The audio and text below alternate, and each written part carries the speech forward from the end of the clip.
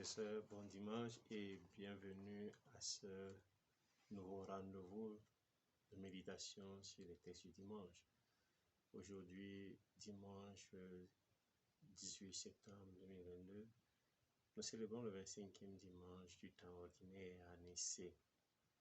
Au centre de l'évangile de ce dimanche, il y a la gestion ou l'administration des ressources que le Seigneur nous confie, que le Seigneur donne à chacun d'entre nous pour sa vie.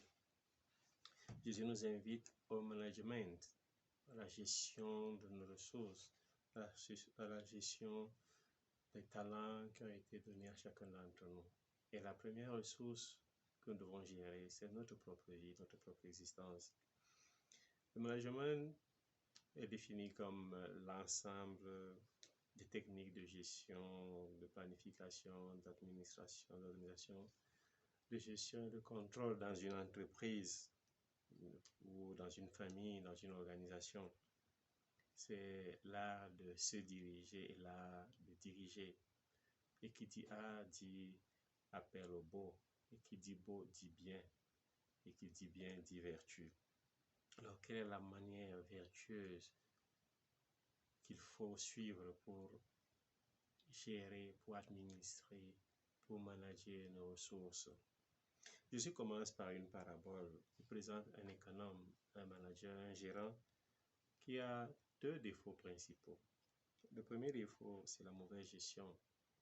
Il est accusé de dilapider les ressources de son patron, de son maître. Et le deuxième défaut, c'est la fraude. Il falsifie les documents comptables de son maître. Et lorsque le patron décide de le renvoyer, ce manager, cet économe, décide de se faire des amis au moyen de la fraude pour avoir un domicile. L'on dirait donc que le but de l'administration, le but du management, c'est d'avoir des amis et une demeure. Le mauvais manager dit en lui-même, je sais ce que je vais faire pour qu'une fois renvoyé de ma gérance, les gens m'accueillent chez eux. Et Jésus, vers la fin de la parabole, dit, faites-vous des amis avec l'argent malhonnête, afin que le jour où il ne sera plus là, ses amis vous accueillent dans les demeures éternelles. En fait, le premier but de la gestion est donc de se faire des amis et avoir une demeure. Ces deux objectifs, nous les retrouvons dans la promesse faite par Dieu à Abraham. Lorsque Dieu va sceller une alliance avec son serviteur, avec son ami Abraham, il va lui dire, je rendrai nombreuse ta descendance autant que la poussière de la terre. Si l'on pouvait compter les grains de poussière, on pourrait compter les descendants. Lève-toi, parcours le pays en long et en large, c'est à toi que je vais le donner. La demeure, la terre est, dans l'univers biblique, signe de stabilité, signe de liberté, signe d'appartenance à Dieu. Et à côté de la terre, il y a bien sûr la descendance. Donc, descendance et terre sont promesses de vie, promesses que Dieu fait à Abraham. La terre et la descendance sont promises à Abraham comme cœur de cette alliance entre Dieu et son serviteur Abraham. Dieu promet demeure et descendance parce qu'il va acquérir un peuple saint, un peuple consacré au Seigneur. Le management des ressources, on a l'impression, pas qu'on a l'impression, mais c'est cela, le management des ressources vise à avoir une terre et à avoir des amis, avoir une descendance et avoir une demeure. Et donc, nous sommes invités à toujours gérer nos ressources, à gérer nos talents dans ce but. Ainsi, pour réaliser le projet d'avoir une demeure et des amis, il faut s'orienter vers deux directions. La première orientation est de se détourner de la malice, ne pas faire du mal aux pauvres, encore moins frauder ou commettre l'injustice.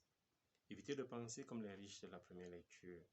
Ils se disaient, nous allons diminuer les mesures, augmenter les prix, fausser les balances. Nous pourrons acheter le faible pour un peu d'argent, le malheureux pour une paire de sandales. Nous vendrons jusqu'au déchet du froment. Et la deuxième direction, il s'agit de ne plus de se détourner, mais de se tourner vers le bien à travers la prière. vivre dans la justice et la fidélité dans le service et le sacrifice. Et ça, c'est l'invitation de la deuxième lecture.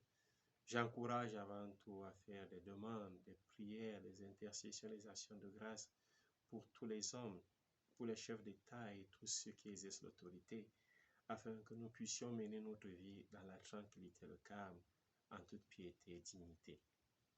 Frères et sœurs, nous devons orienter notre vie vers ces deux directions. Une direction où nous nous détournons du mal et une direction où nous nous tournons vers le bien. La gestion de notre vie a pour seul objectif servir Dieu.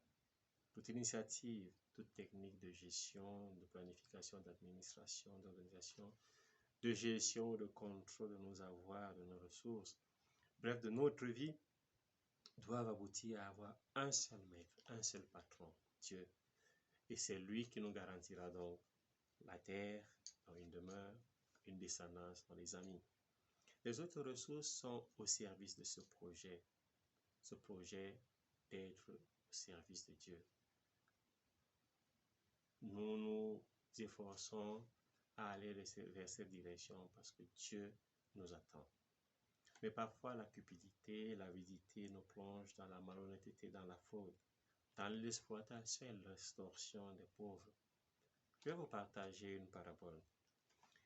Un disciple demanda à son maître, « Maître, quelle est la source des conflits ?» Le maître lui dit, « Regarde à travers la fenêtre.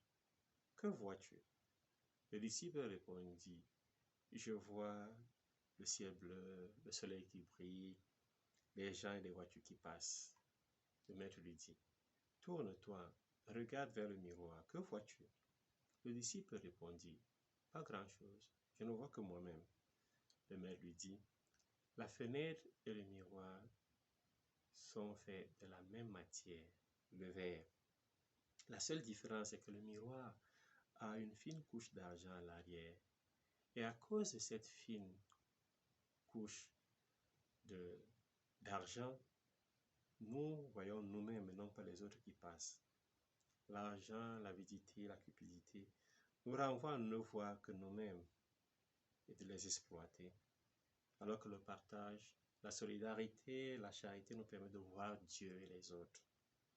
Frères et sœurs, la richesse en elle-même n'est pas mauvaise lorsqu'elle est au service du bien des frères et au service de la gloire de Dieu. Et surtout lorsqu'elle est obtenue en toute honnêteté, sans toutefois extorquer nos frères et sœurs. Mais la richesse prise comme une idole, comme un absolu, comme un Dieu, comme une déformation intérieure du cœur et de l'esprit, comme barrière à Dieu et barrière au prochain, devient nocive. Elle devient dangereuse. Elle devient le maître qui dirige nos vies, qui conditionne nos vies, notre façon de penser. Parfois, nous empêche d'être objectifs, de donner des jugements objectifs. Mais la richesse obtenue à la sueur de notre front, avec nos efforts, en toute honnêteté, est une bonne richesse. Mais lorsqu'on l'a obtenue, nous devons la mettre au service de la gloire de Dieu et au service du bonheur de nos frères et sœurs. Le bon manager, donc, c'est celui qui utilise les ressources reçues de Dieu pour les partager avec les pauvres, avec les amis. Et ainsi donc, en partageant ces ressources, il aura une demeure auprès de Dieu, au ciel. Prions pour que Jésus, qui a été modèle d'un bon manager, d'un bon gérant, parce qu'il a donné sa vie, parce qu'il a donné son existence à travers le service et le sacrifice, il nous donne la grâce, nous aussi, d'utiliser tout ce que nous avons reçu comme ressources pour la gloire de Dieu et le bonheur de nos frères et sœurs. Bon dimanche et loué soit Jésus-Christ.